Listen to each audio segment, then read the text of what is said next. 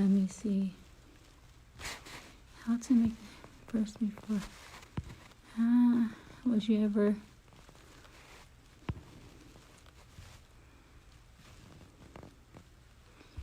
Let me see.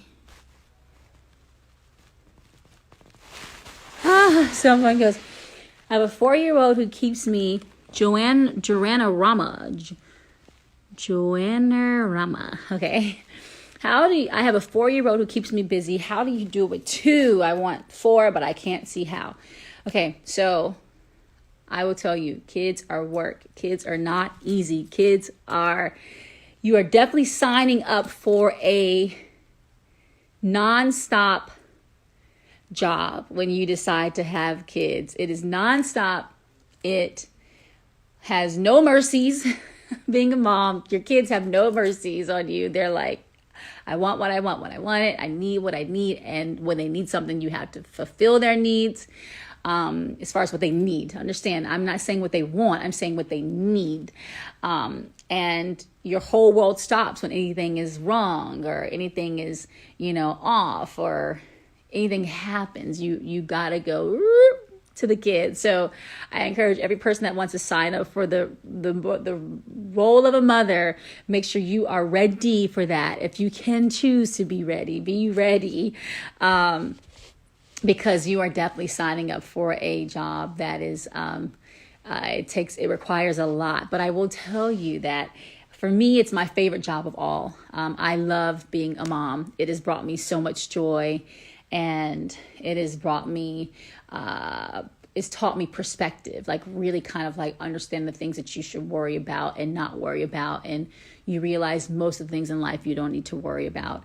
My kids have taught me, they've added to me knowing the true definition of pure love. They love me unconditionally. And I'm just so grateful. I get to live. I feel like I live younger because of them. I think they're going to keep me younger. They keep me going, especially with this baby in my belly now. I have to chase after Future and Sienna all the time, and I'm not as near as fast as they are right now because my belly slows me down. My pelvic bones hurt so bad. I'm like, like I can't even take super wide steps to try to get to them because it's just uncomfortable right now. But they keep me going. They keep me on my toes, and I couldn't see life any other way. So I'm really grateful for being a mom. I'm grateful for this role that I have in life. But I will tell you that 2 kids is definitely a lot of work. And you get double the love. That's another positive. But, take your time and make sure you're ready. Like I said, if you can have the opportunity to be ready. Sometimes life surprises us. But if you can have the opportunity to be ready, please do that. Make sure you're ready for them. I also do. I think I can make it to 4 kids. I always wanted to say I can make it to 5 because I'm only child, so I've always wanted more. And 5 still would be really cool. I just look at the clock, father time, and us women and how our bodies go, and I'm like, I don't know if I'll make it to 5. But if you guys rush, we'll definitely make it to 5. So we'll see what happens. But yeah. Hopefully I answered your question pretty good there. All right, next question here.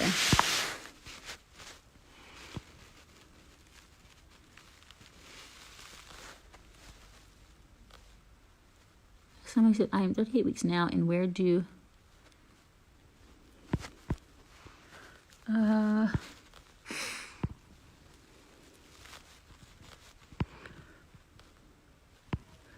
Does your kids ever talk back to you? Yes, my kids talk back to me, and I let them know that ain't the option. That ain't an option.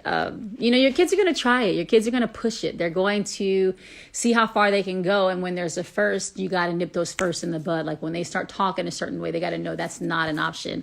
When they know better and then they push it, you got to let them know that is not an option. That's really not an option because you know better. And you got to make sure you make it clear, because if you allow your kids to keep on talking to you a certain way, acting a certain way, then they think it's okay. And then you try to reprimand them after you've allowed them to do it multiple times. And that's just even harder to get them to really listen and focus and respect and know that it's really not okay. So do my kids, they try stuff. Like Future's new thing that he's been saying, his newest thing he's been doing is he's been saying to me, like, I should say please too. And I'm like, no. He'd be like, if you say, and I'm like, no. You need to make sure you always say, please, can I have this? But I'm your mama. So mama don't need to be saying to you, can I please have that? Now, I do think, okay, I teach him how to be polite with how I talk, at times for certain things, but mama don't need to be saying please to everything she wants you to do. What mama said is what needs to be done. And what mama's asking you needs to be done. But he'll be like, so, you forgot one word. I'm like, So he is understanding that. But Sienna is feisty. She definitely be trying to come at me a little left, like from the side, be like, hey. And because she's a girl, you know how that goes. Girls are girls. So I gotta put my foot down because I know this little girl will do to me. This girl is like a bossy little princess. And she gonna be running something when she gets older, but she ain't gonna be running her mama. That's what I do know. So I have to let my kids know who mama is, and mama ain't about all that. Like, I ain't grow up like that. And y'all ain't finna grow up like that. So yes, the kids try to push you, but you gotta let them know who the boss is. And I definitely have no shame and no fear in doing that. So yeah. All right, Ronald Timothy. Next, let me see here.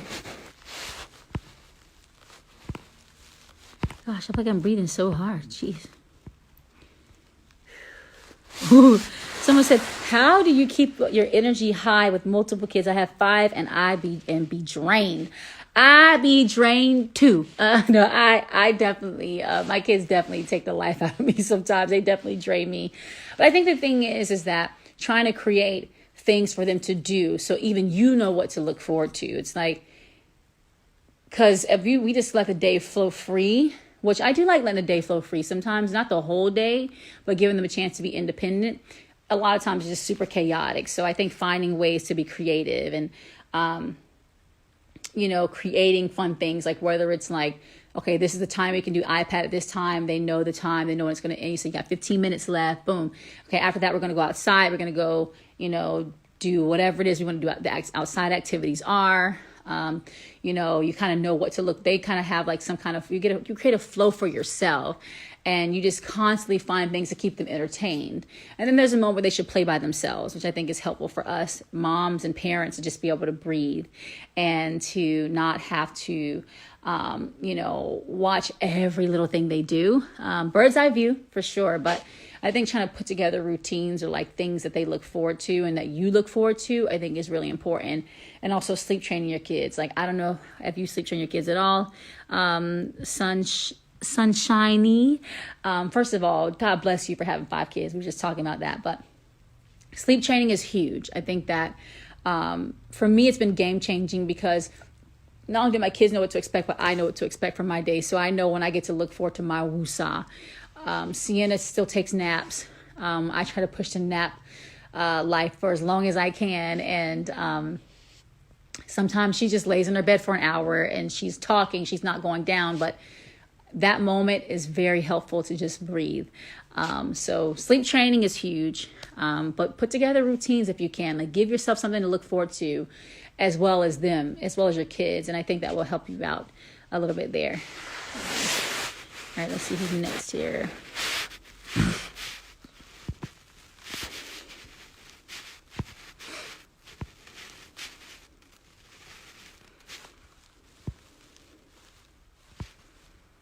Let's see.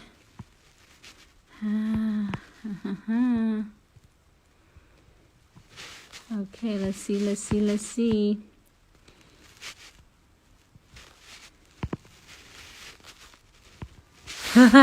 Someone said, how do you keep such a positive outlook during quarantine? I'm so over it. I am over quarantine too. Don't get it twisted. I have accepted that this is life, but because of that, I've like said I'm going to find ways to be positive about it. And I think, like we've all said, the silver lining is family time. Having family time at this level has been a really big blessing, because Russ would not be here with us during this time. He'd be doing OTAs and training, and he'd be home, but he'd be away from home working. And then I would possibly be doing, some more physical stuff. So the whole combination of us with our kids being together has been really sweet and has been a blessing. So I think I'm just continually soaking that in and just saying how grateful I am for this time and opportunity. But I'm definitely like ready for quarantine to be over. I think the whole world is ready for that. I'm watching the clock, watching the world, watching the pace of the virus. Like, woo, please, Lord, let it come down. I know we're starting phases, watching how that goes. Hopefully that works out for us. Still concerned about doing phases without vaccine. But I know that the world needs to be able to breathe and have something that's like an outlet. So I stay prayerful. To be honest with you, praying has been helpful for me. Reading the Bible has been helpful for me as well. Just reading scriptures that kind of encourage you and give you strength and inspiration have been really big for me. I'm just grateful. I think that kind of gives me positive, like being able to do the birthday, times that we've been able to do for our kids, like the simplest things have brought me so much joy. I tap into those things and I just say, you know what? I'm grateful for those things, the simple things. I'm not letting quarantine defeat me. That ain't an option. Quarantine is not going to bring me down. Quarantine is not going to steal my joy. That ain't an option. And I've committed to that. So hopefully I answer your question a little bit. But nonetheless, guys, it is time for me to wrap it up. Future has a Zoom class in a few minutes here. So I want to just shout everybody out and just say, of course, this is Women's Wednesdays, and I love talking with you all. I hope you all enjoy it. I just chat, but hopefully someone's getting something out of me chatting with you all, and us just talking about things that we love talking about. Nonetheless, sending everybody lots of love. Stay faithful, stay prayerful, stay positive. Keep finding ways to be creative. Being creative has been helping me a lot.